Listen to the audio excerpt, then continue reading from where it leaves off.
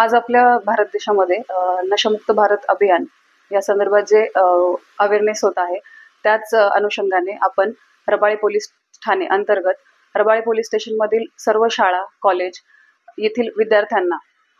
नशामुक्त भारत अभियानाअंतर्गतच नशामुक्त शाळा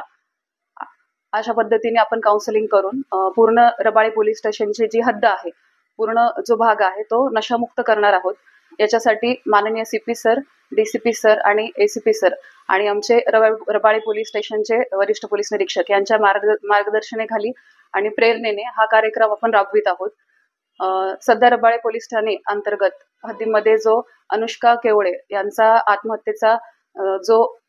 केस दाखल आहे रबाळे पोलीस स्टेशनमध्ये, त्या अनुषंगाने प्रत्येक विद्यार्थ्यामध्ये एक सुरक्षिततेची भावना निर्माण व्हावी, त्याकरिता आपण प्रत्येक शाळेमध्ये जाऊन प्रत्येक मुलगा मुलगी प्रत्येक विद्यार्थ्यांना त्या दृष्टिकोनातून काउन्सिलिंग करणार आहोत। तसेच सायबर सुरक्षेचा खूप मोठा प्रश्न आहे, सायबर क्राईमचे प्रमाण वाढलेले आहे, त्या अनुषंगाने देखील सायबर सुरक्षा आणि विद्यार्थ्यांमध्ये सुरक्षिततेची भावना निर्माण व्हावी या दृष्टिकोनातून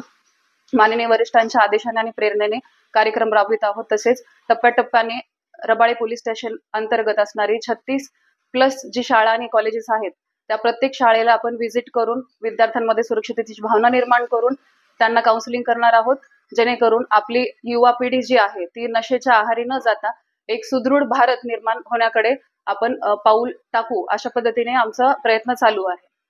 धन्यवाद।